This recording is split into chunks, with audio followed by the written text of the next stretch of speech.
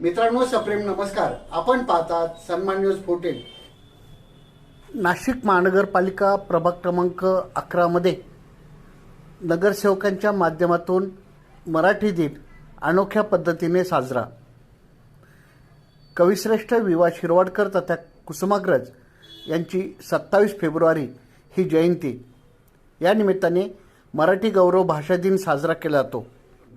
प्रभाग क्रमांक 11 मध्ये नगरसेवक तथा स्थायी समिती सदस्य नितीन बाळा निगळ, नगरसेविका सौ सोनाली बंदुरे, सौ मानसी शेवरे, सौ सविता काळे तसेच सामाजिक कार्यकर्ते तुषार बंदुरे आणि महानगरपालिकेचे अधिकारी कर्मचारी यांच्या माध्यमातून अनोख्या पद्धतीने मराठी दिन साजरा करण्यात आला.